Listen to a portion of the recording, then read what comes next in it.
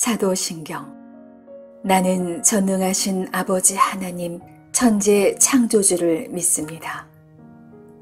나는 그의 유일하신 아들 우리 주 예수 그리스도를 믿습니다.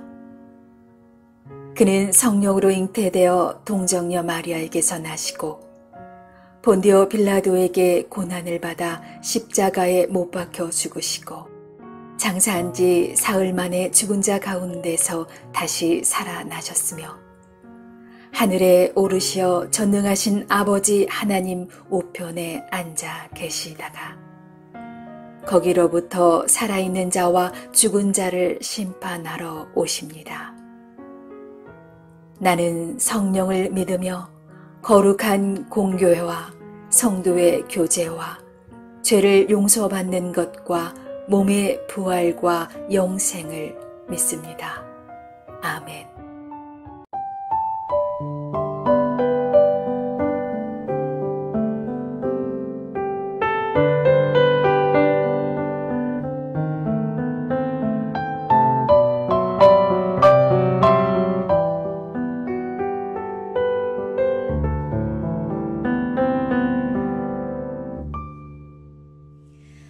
나의 주님께 찬양 드리며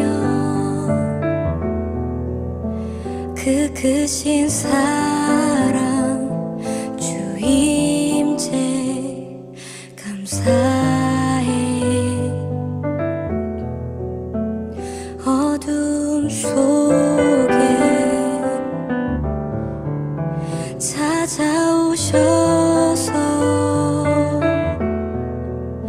주님의 영광 보게 하시네. 의심하는 나를 손 내밀어 잡아주시네. 두려움만 내려놓고 주 바라봅니다.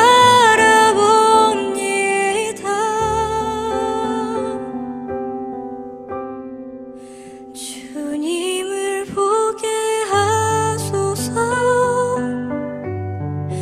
나를 붙드소서. 내 뜻과 내 생각 내려놓고 주님 앞에 나 엎드려 주의 음성 기다리니 나를 부르실 때 믿음으로 걸어가리. 주님을 보게 하소서. 나를 붙드소서. 내 뜻과 내 생각 내려놓고 주님 앞에 나 엎드려 주의 음성 기다리니 나를 부르실 때 믿음으로 걸어가리.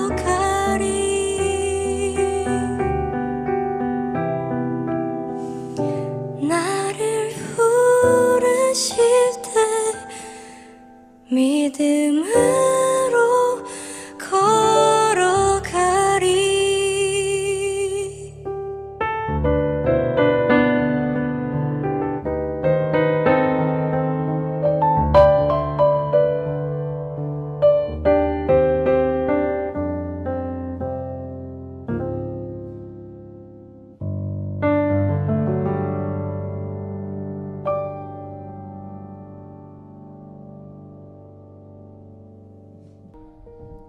슬프다, 나의 근심이여.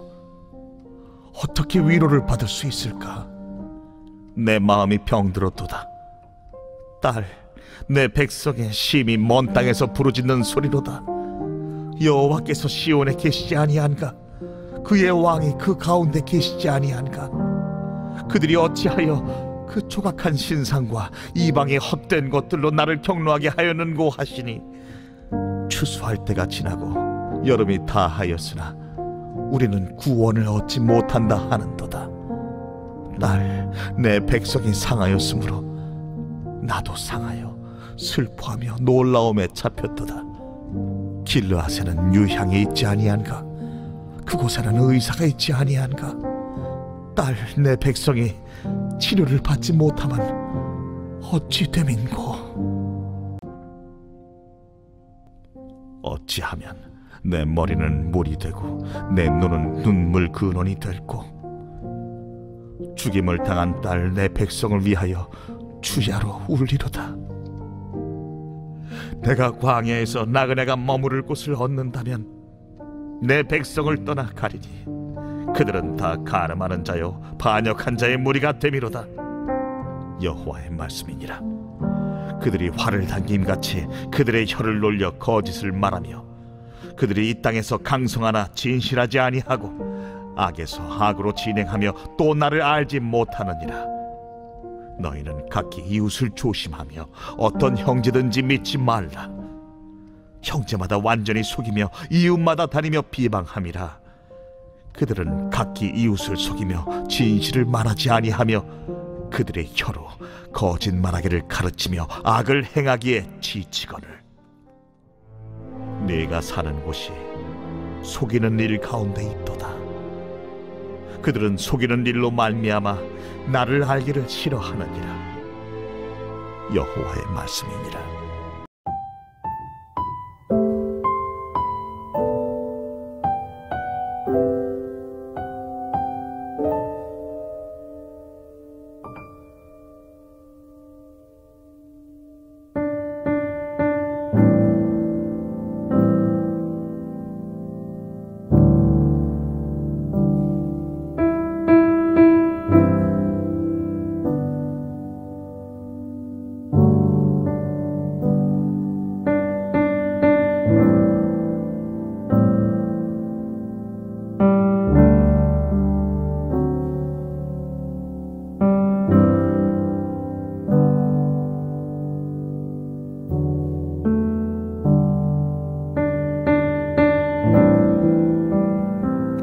샬롬.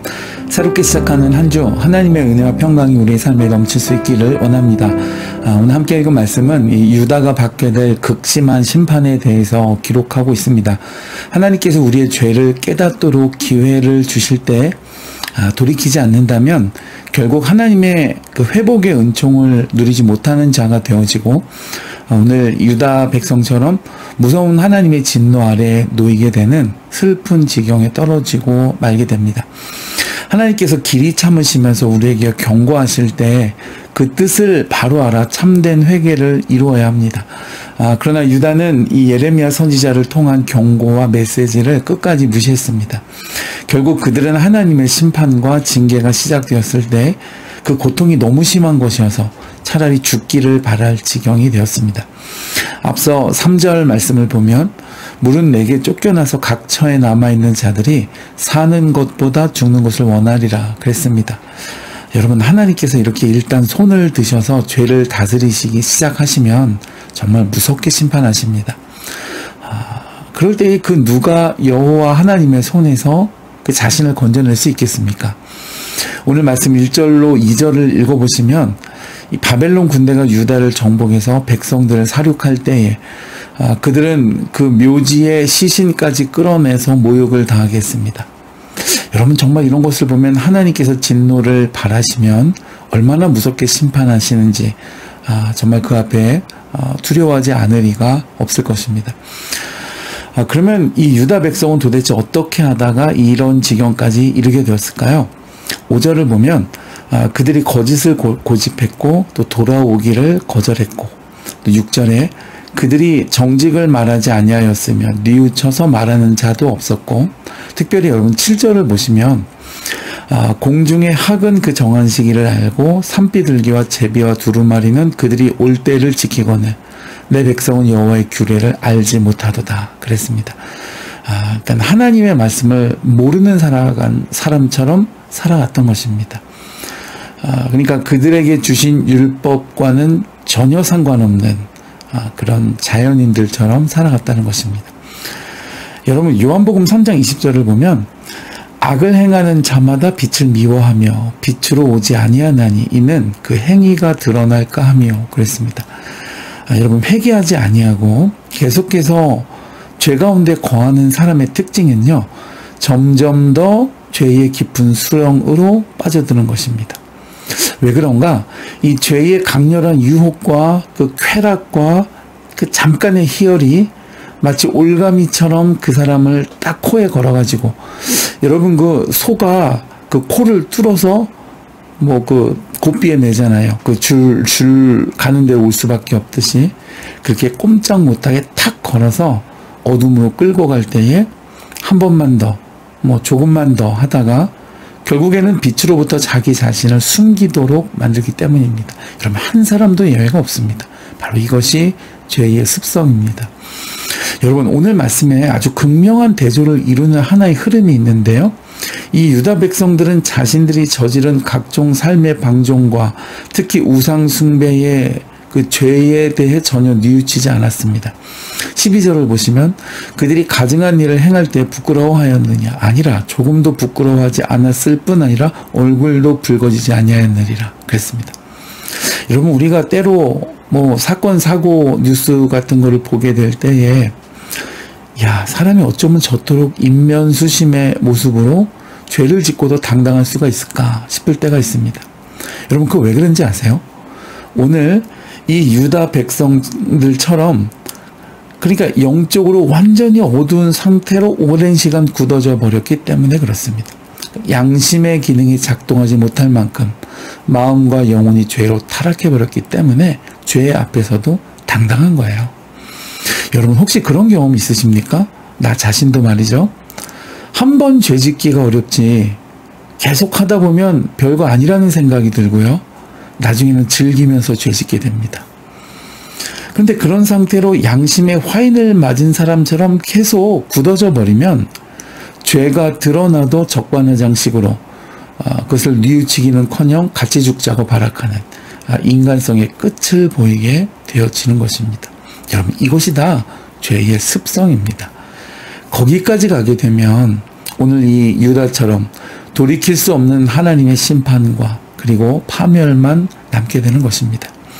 근데 여러분, 반대로 오늘 말씀에 예레미야 선지자를 좀 보세요. 18절 이하의 그 말씀들을 읽어보시면 민족의 불순종과 불신앙 때문에 눈물을 흘리는 깨어있는 심령을 잘 지키고 유지하고 있어서 하나님의 마음을 대변하는 그의 깨어있는 심령을 좀 보십시오.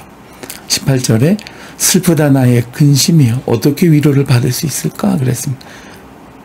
죄로 인해 아파하고, 그것도 나의 죄도 아니고 민족의 죄, 타인의 죄로 인해 아파하고, 그 거룩함과 그 정결함이 살아있는 깨끗한 마음입니다.